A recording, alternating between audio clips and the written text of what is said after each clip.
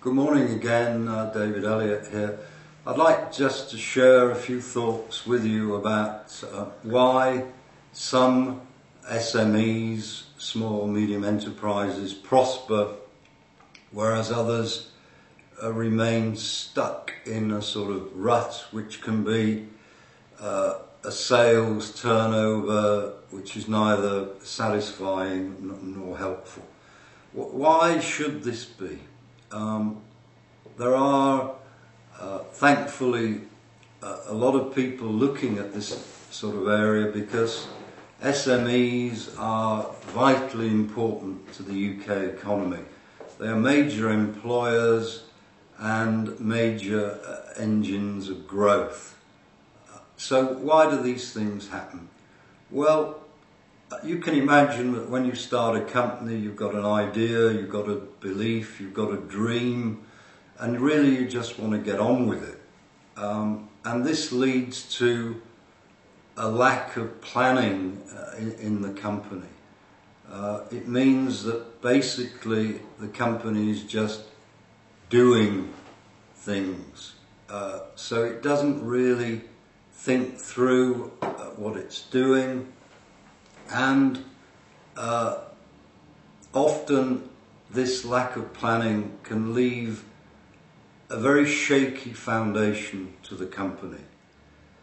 The foundations will always be non-resistant to things like a recession, things like a depression, things like a change in economy, etc., etc. So that's not really very helpful.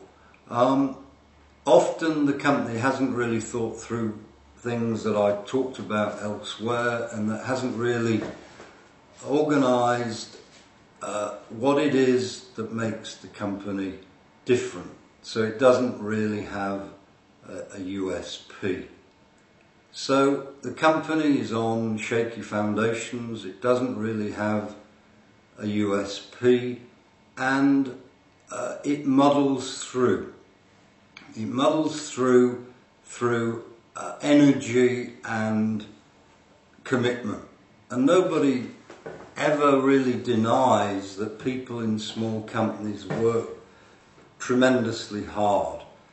But unfortunately, often, in the words of Harvey Jones, they can be busy fools.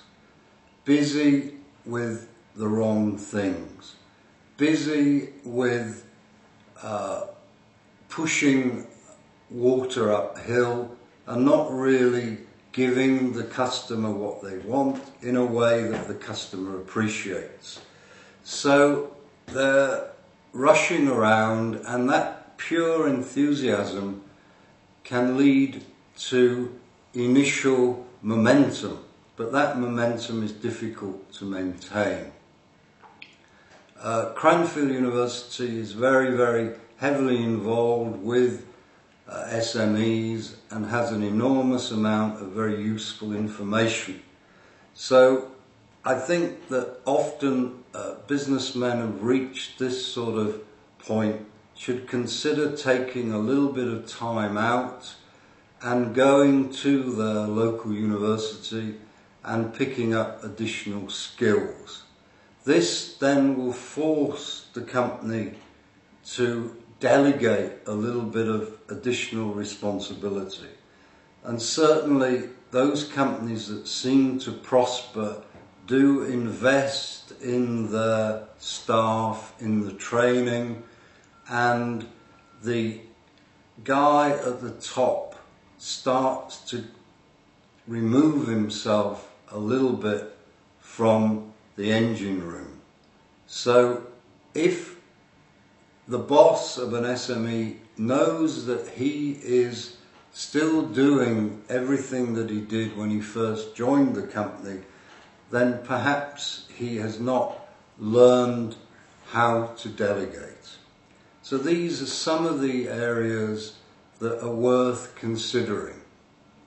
Also, there's a very interesting finding from Cranfield again, which teased out over a number of years the fact that those businessmen who were generating superior profits were an unusual combination of people who were prepared to take a risk but also knew their own limitations.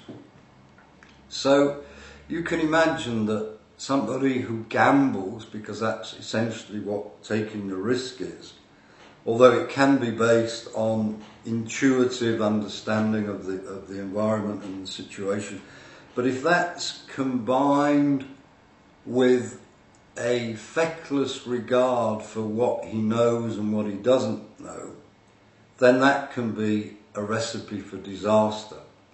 If, however, there isn't a sense of risk implicit in the business, then it's unlikely to move beyond the mundane.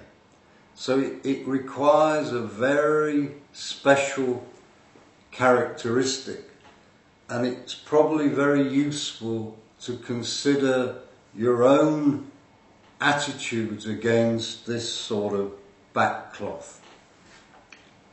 I think hopefully these tips are useful, and I look forward to talking to some of you in more detail later. Thank you very much.